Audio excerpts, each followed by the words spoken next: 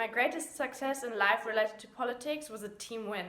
When Volt Deutschland, the pan-European party and movement, ran for European elections in Germany in 2019 and received 250,000 votes, which translated into one seat in the European Parliament with our then top candidate, Damian Böselager. The greatest barrier that I have encountered as a woman in politics and then as a female leader in politics is the lack of empowerment you receive as a woman when you're growing up to go into politics, and later on the lack of female role models.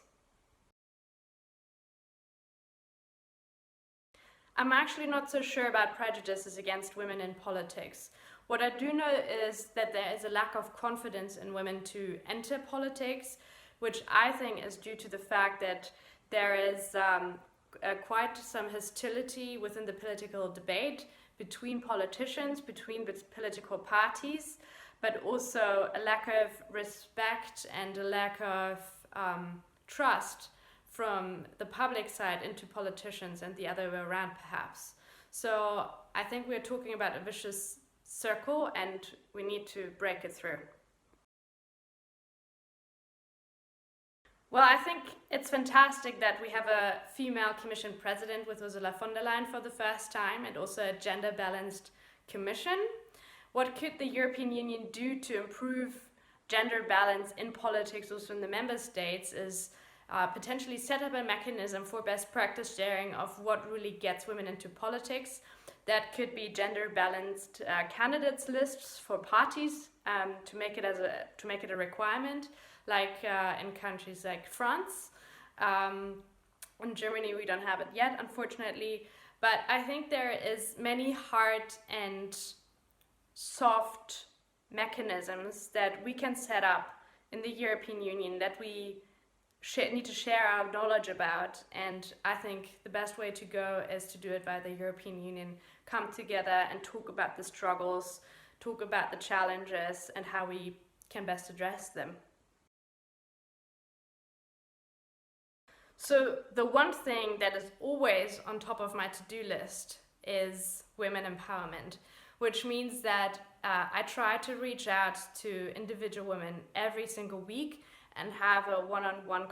conversation with them to check in with them, see how they feel, how they're doing in their positions, or if they don't have a position yet, see how they would feel about obtaining a position within our party and movement structure.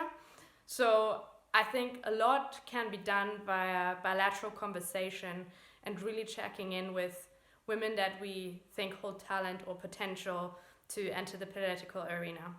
But other than that, Volt has really implemented a lot of soft and hard mechanisms to support women in leadership positions, or generally to simply encourage women to enter politics and